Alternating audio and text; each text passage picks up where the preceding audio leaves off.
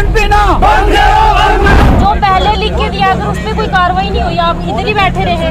Full and final settlement मिलेगा, आपको PF मिलेगा, आपको री एंगेजमेंट किया जाएगा विद इन 7 डेज।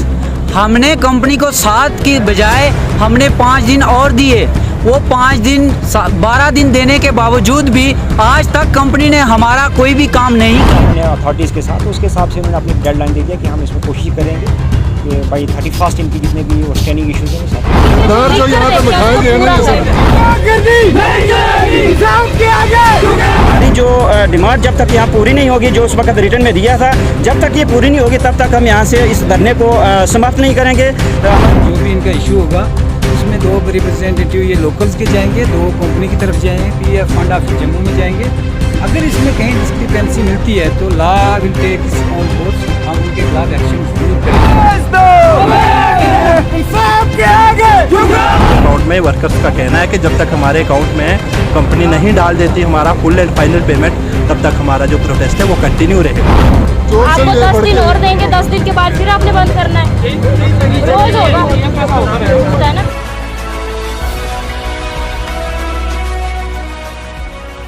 पिछले दिनों भी मज़दूरों द्वारा जो है प्रोटेस्ट किया गया था अपनी मांगों को लेके, जिसमें पीएफ था और अपना जो है फाइनल जो है इनका बचा हुआ था, उनसे ये मांग थी।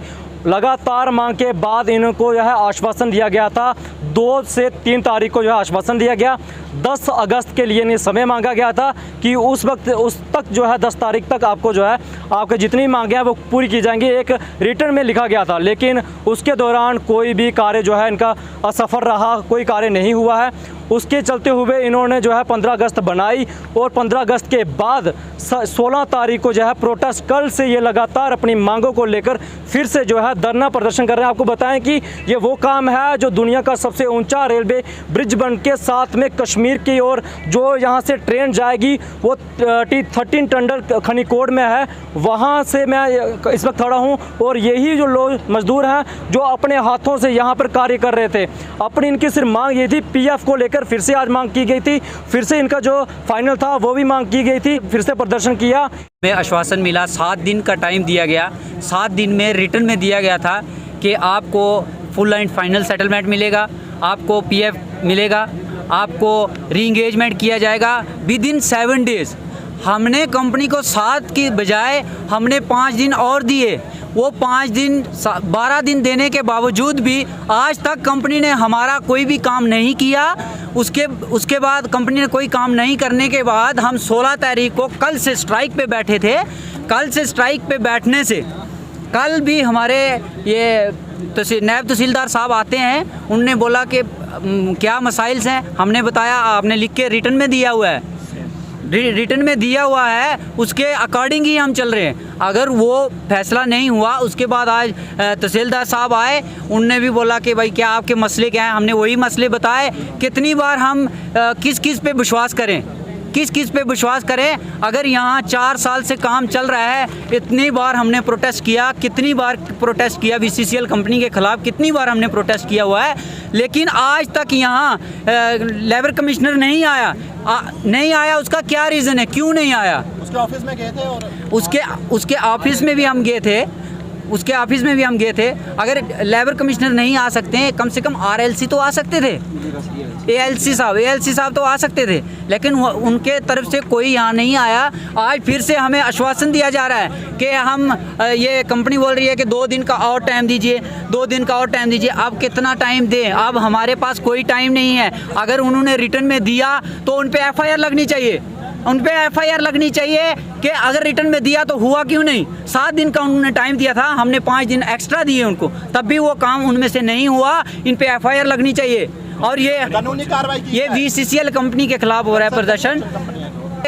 बीसीसीएल कंपनी T13 एडिट खनीकोट से ये प्रोटेस्ट हो रहा है। उसके बाद इस कंपनी के खिलाफ एफआईआर होनी चाहिए। अगर नहीं होगी, जब तक हमें फाइनल नहीं मिलेगा, हमें सिर्फ फाइनल ईपीएफ और ये री एंगेजमेंट जब तक नहीं होगा, हमारा प्रोटेस्ट जारी रहेगा। हम यहाँ से उठने वाले नहीं हैं। उन्होंने उस वक्त 2 तारीख को इन्होंने मतलब आश्वासन दिया था, यहाँ पे एग्रीमेंट हुआ था, रिटर्न में दिया था एजीएम डीजीएम वगैरह ने, हमारे नायब तहसीलदार साहब ने, कि आपका मसला जो 10 तारीख को हल हो जाए, आपका जितना में फाइनल है पीएफ है वो हम दे देंगे। तो उसके बाद हमने इनको बोला, जब 10 तारीख आई तो हमने इनको कॉल किए जाना है, तो इन्होंने आगे से बोला कि हम नहीं जा सकते।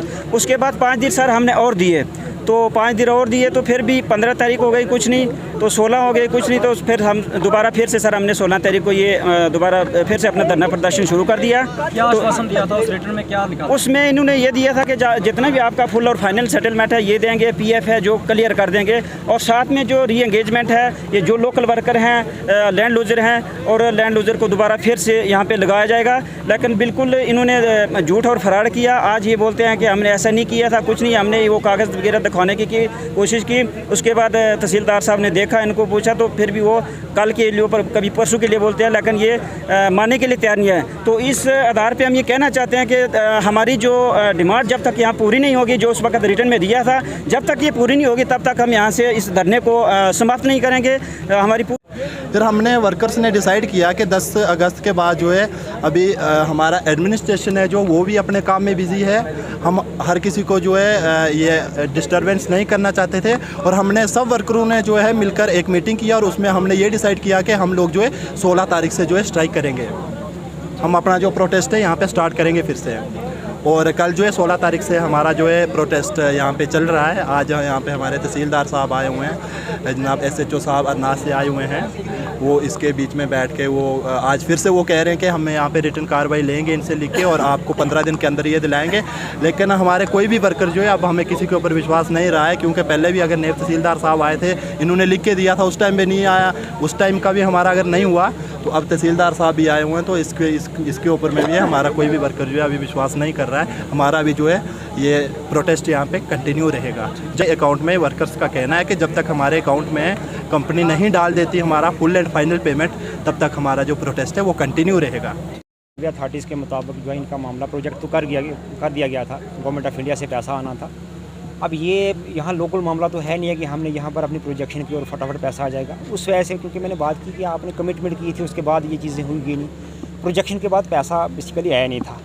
अब इन्होंने बात की अपने अथॉरिटीज़ के साथ, तो उसके हिसाब से इन्होंने अपनी एक डेडलाइन दे दिया कि हम इसमें कोशिश करेंगे कि भाई 31 इनकी जितने भी आउटस्टैंडिंग इश्यूज़ हैं वो सॉर्ट आउट हो जाए। 31 तक नहीं हो पाता तो फिर उसके बाद नहीं, उम्मीद तो रखनी चाहिए हमें, उम्मीद से ही दुनिया कायम है, और उम्मीद है कि हो जाएगी। सर हफ्ते के लिए पहले भी समय मांगे नहीं, अगर हम इतने उम्मीद नहीं रखेंगे, चीज़ें कभी सॉर्ट आउट नहीं होने वाली हैं। मैं पूरा उम्मीद हूँ ये चीज़ें इंशाल्लाह जल्दी से सॉर्ट आउट हो, नहीं होगी तो हम इधर हैं, अथॉरिटीज़ इधर ही हैं, देख लीजिए जाए। तो क्या कुछ कार्रवाई होगी कंपनी वालों के खिलाफ, क्या लगता है? देखिए कंपनी के ये तो देखना पड़ेगा कि सिचुएशन क्या बनती है, क्या ये आपने जो इन्होंने कमिट किया है उस पर ये पूरा उतरते हैं नहीं उतरते हैं, उसके बाद देखा जाएगा। कार्रवाई के लिए भी कोई ग्राउंड होना चाहिए, उसके लिए कोई बेस होना चाहिए, तो वो चीज़ बात लगातार आश्वासन दिए जा रहे हैं। 22 अगर मैं साइन जस्ट सिग्नेचर आज हुआ, वैसे पहले भी देखिए पहले किसने आश्वासन दिया उसके बारे में मैं ज़्यादा टिप्पणी नहीं कर पाऊँगा, क्योंकि मुझे इसके बारे में नॉलेज नहीं है। जो हमने बात की है, जिस तरह से हमें ऊपर से डायरेक्शन थी, तो जो इनके आउटस्टैंडिंग इश्यूज़ थे वो हमने डिटेल में यहाँ डिस्कस किए हैं, लेबरर्स के साथ भी किए हैं और जो रेलवे अथॉरिटीज़ के साथ भी किए हैं।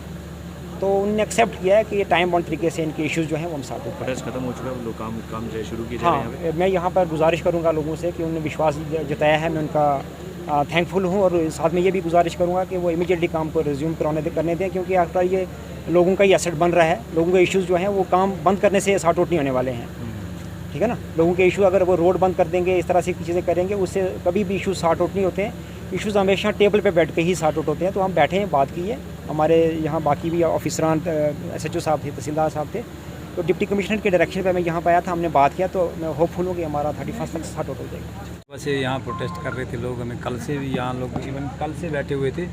तो मेन डिमांड्स जो उन्होंने की वो 4 डिमांड्स थी। एक उनको PF जो प्रोविडेंट फंड को लेकर थी, दूसरा उनका था कि पेंडिंग ड्यूज़ जो हैं, जो भी लेबर लॉज होते हैं उनके अकॉर्डिंगली वो दिए जाएं, और तीसरा उनका ये था कि कुछ लोग ऐसे भी हैं जो UN नंबर नहीं है और विदाउट उनके डिडक्शन हो रही है PF।